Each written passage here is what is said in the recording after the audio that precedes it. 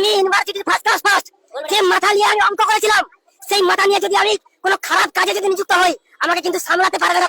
আমাদের অনেক শিক্ষক শিক্ষিকাদের কাছে উচ্চ মাধ্যমিকের খাতা আছে, ওনারা ঠিক করেছেন উচ্চ মাধ্যমিকের খাতা তারা কিন্তু এখন রাখবেন।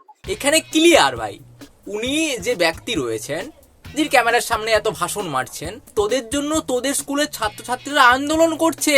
আমাদের 26,000 টিচারদের বাতিল করা হয়েছে। তাদের মধ্যে কিছু যোগ্য টিচারও রয়েছে যাদের আমাদের পুনর্বহাল থাকে, যাতে আমাদের বিদ্যালয়ে আবার তারা ফিরে আসে। সেই আর্জি জানিয়ে আমরা এই মিছিল করেছি,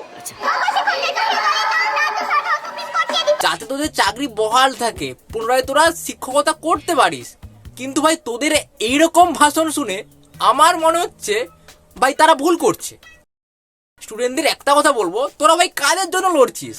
আমাদের অনেক শিক্ষক শিক্ষিকাদের কাছে উচ্চ মাধ্যমিকের খাতা আছে, ওনারা ঠিক করেছেন উচ্চ মাধ্যমিকের খাতা তারা কিন্তু এখন রাখবেন। কাকে ভয় দেখাচ্ছিস? মাধ্যমিক উচ্চ মাধ্যমিকের খাতা আটকে রেখে তুই কি করবি? শিক্ষক মহাশয় শিক্ষাদান করবে, তা না বড় বড় ভাষণ মারছে এখানে, খাতা আটকে রাখবো, সেই করবো। তুই প্রমাণ করেই দিছিস তুই ভাই ঘুষ দিয়ে পাস করেছিস। না হলে কোনো সময় একটা স্বচ্ছ ব্যক্তি তার মুখে এরকম ভাষা আসবে না। আমি ইউনিভার্সিটির ফার্স্ট ক্লাস ফার্স্ট যে মাথা নিয়ে আমি অঙ্ক করেছিলাম, সেই মাথা নিয়ে যদি আমি কোনো খারাপ কাজে যদি নিযুক্ত হই, আমাকে কিন্তু সামলাতে পারবে না। সে এরকম খারাপ দিকে যাবে না, সে কোনো সময় বলবে না যে খাতা আটকে রাখবো সবার। আমাদের অনেক শিক্ষক শিক্ষিকাদের কাছে উচ্চ মাধ্যমিকের খাতা আছে, ওনারা ঠিক করেছেন উচ্চ মাধ্যমিকের খাতা তারা কিন্তু এখন রাখবেন। যাদের চাকরি গিয়েছে তাদের সত্যি আমি মন থেকে খুব দুঃখ প্রকাশ করি যে খুব খারাপ হয়েছে, খুব খারাপ সিচুয়েশনের মধ্যে আপনারা আছেন। সে সবাই বুঝতে পারছে, আমরাও বুঝতে পারছি, সবাই বুঝতে পারছে। কিন্তু আপনারা ভাবুন, এই রকম যদি ব্যক্তি আপনাদের মধ্যে ঢুকে থাকে, যারা আপনারা পুরো শিক্ষকতা করছেন, তাদের নাম খারাপ হচ্ছে। এই সকল স্টেটমেন্ট যদি সবার কাছে যায়, আমরা যেমন স্টুডেন্টরা, আমাদের কাছে এইসব এখন তো খারাপ লাগছে না। আমাদের শিক্ষক কি হওয়া উচিত? একটা শিক্ষক কখনোই চাইবে না কারো ক্ষতি হোক, কিন্তু এমন স্টেটমেন্ট দিচ্ছে, এমন শিখাচ্ছে সবাইকে, কোনো মতেই মনে হবে না একজন শিক্ষক। আমার তো মনে হচ্ছে ভাই ঘুষ দিয়ে পাস করেছে। ভাই ঘুষ দিয়ে না পাস করলে এরকম স্টেটমেন্ট মুখ থেকে বেরোবে না। যাদের খাতা আছে তাদের খাতা কিন্তু আমাদের থাকবে। আমরা যেখানে আমরা সুরক্ষিত হই, সেখানে ভবিষ্যৎ জেনারেশন পড়াশোনা করে কি করবে? পড়াশোনা করে কি করবে মানে এটা কি? পড়াশোনা করে কি করবে মানে এই নয় যে তুই খাতা আটকে রাখবি। খাতা আটকে রাখার অধিকার তোর কে দিয়েছে? সরকার বলেছে খাতা আটকে রাখতে? বোর্ড দিয়েছে খাতা আটকে রাখতে? তুই আমাদের কি ভাবিস? আমাদেরকে তোরা কি ভাবিস ভাই? মাস্টারি হচ্ছে এখানে, মাস্টারগিরি দেখাচ্ছিস। নাটক মারানোর জায়গা পাইনি এখানে। কিছু শিক্ষিত ব্যক্তির মধ্যে অশিক্ষিত ব্যক্তি ঢুকে আছে, খুশখোর সব লোক। তোর ভাষণ শুনে মনে হচ্ছে, হ্যাঁ আমি তুই বলছি ভাই, আমি সম্মান দিতে পারছি না। ঠিকই, আমি তোকে সম্মান দিতে পারছি না। তোর থ্রেডটাও কথাবার্তা শুনে আমার মনে হচ্ছে তুই সত্যি ঘুষ দিয়ে পাস করেছিস। না হলে কোনো সময় এরকম থ্রেড টাইপের কথা বলতিস না। যারা সত্যি মন থেকে শিক্ষকতা করে, যারা সত্যি যোগ্য শিক্ষক, তাদের ভাষা এরকম নয়। তারা এরকম টাইপের কথা বলে না। এরকম থ্রেড দিয়ে কথা বলছিস, এখানেই প্রমাণ।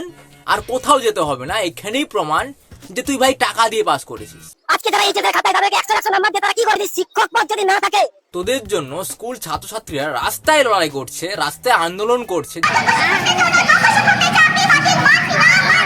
তোরা যাতে পুনরায় চাকরি করতে পারিস, আর তোরা এরকম ভাষণ মারছিস। আমি আবারও বলছি, সবার জন্য এই কথাগুলো নয়। আমার কথা শুনে যদি আপনাদের মনে হয় যে আমি ঠিক কথা বলেছি, তাহলে অবশ্যই কমেন্ট করে জানাবেন। কিন্তু কোনো ছাত্রের কিন্তু আমরা কোনো ক্ষতি করবো না। যাদের খাতা আছে তাদের খাতা কিন্তু আমাদের থাকবে। আমরা যেখানে আমরা সুরক্ষিত হই, সেখানে ভবিষ্যৎ জেনারেশন পড়াশোনা করে কি করবে? আজকে যারা এই জায়গায় খাতায় তাদেরকে 100 নাম্বার দিয়ে তারা কি করবে? আবার দেখুন, চাকরি চলে গেছে, খুবই খারাপ হয়েছে এটা। আসলে এই সিচুয়েশনটার মধ্যে যারা গিয়েছে তারাই বুঝতে পারবে যে তাদের কষ্টটা কি, বেদনাটা কি। সত্যি খুব মর্মাহত জিনিস। কারোর লোন রয়েছে, কেউ বিয়ে করেছে নতুন, কারো EMI চলছে। আজকে আমার একটা 1.5 বছরের বাচ্চা আছে, আমার মাথার উপর একটা বিশাল বড় EMI আছে। কি বলবো বলুন? একবেলা হয়তো ভাত খেয়ে থাকতে পারি, কিন্তু বাবার যদি ওষুধ না থাকে, আমি বাবাকে বাঁচাতে পারবো না। এরকম সিচুয়েশন। হ্যাঁ, একটা মেয়ে হয়েছে, আমি সেই চিন্তা করছি মেয়েটা খাবে কি। একটা শ্বশুর, তার জামাইয়ের চাকরি চলে গেছে, শ্বশুরটা কাঁদছে। ভাবুন, জামাই কোথায়? জামাই শিলিগুড়িতে আছে। ও তো শিলিগুড়ি কোন স্কুলটা আমি কিন্তু জানি না, আমার নাম মনে নেই আমার। এখানে কি হাসার কথা? এটা কি হাসার জিনিস না। তার টেনশন হচ্ছে তো, তাই না? মেয়ে এখন কি করছে? আমার মেয়ে এই দেখেন ম্যাডাম বিয়ে ট্রেনিং করছে, 3 মাসের ট্রেনিং করছে। এই যে সাথী চালাচ্ছি। বাচ্চা এই 9 মাসের। আর মেয়ের কি হবে? তার একটা বাচ্চা আছে, তার কি হবে? সবাইয়ের দুঃখ হচ্ছে, সবাইয়ের কান্না পাচ্ছে। এই কান্নাটাকে কাজে লাগিয়ে কিছু কিছু ব্যক্তি ওদের মধ্যে ঢুকে থাকা, এক কথায় বলতে গেতে পারে ওরা রাজনীতি করছে।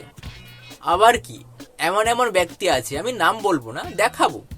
এমন এমন ব্যক্তি আছে তারা বলছে কোর্ট নাকি বাঁচতেই পারেনি, ওদের মধ্যে কে যোগ্য কে অযোগ্য। সিবিআই নাকি রিপোর্ট জমা দিতেই পারেনি, মানে সেটা নাকি তথ্যই নেই।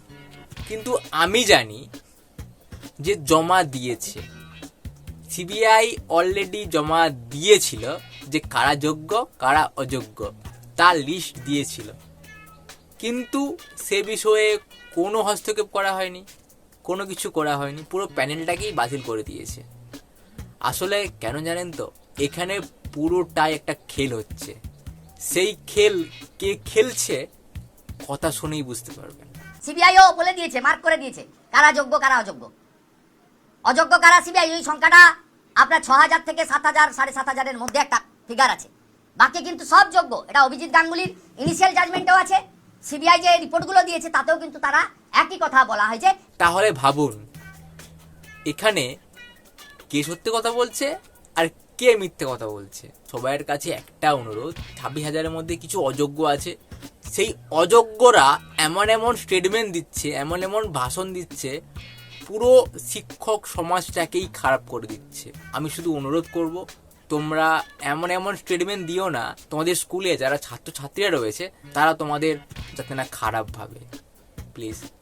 আমি যেরকম মনে করছি এই স্টেটমেন্টটা শুনে যে সত্যি একটা স্কুলের টিচার যদি এরকম ভাষণ দিতে পারে, এইরকম কথা বলতে পারে, তাহলে এখান থেকে তো প্রমাণিত যে ও সত্যিকারেরই অযোগ্য শিক্ষক। যাদের খাতা আছে তাদের খাতা কিন্তু আমাদের কাছে থাকবে। আমরা যেখানে আমরা সুরক্ষিত হয় সেখানে ভবিষ্যৎ জেনারেশন পড়াশোনা করে কি করবে? হ্যাঁ, আমি আমার নিজের থেকে বলছি, হ্যাঁ কোনো সময় একটা যোগ্য শিক্ষক এইরকম টাইপের থ্রেট টাইপ কথাবার্তা বলতে পারতো না। অনেক শিক্ষক শিক্ষিকাদের কাছে উচ্চ মাধ্যমিকের খাতা আছে, ওনারা ঠিক করেছেন উচ্চ মাধ্যমিকের খাতা তারা কিন্তু এখন রাখবেন বা পারবে না, তার মনে বাঁধবে না। আমি শুধু একটা কথা বলবো, সবাই যেন আবার আপনাদের চাকরিটা পুনরায় ফেরত পান।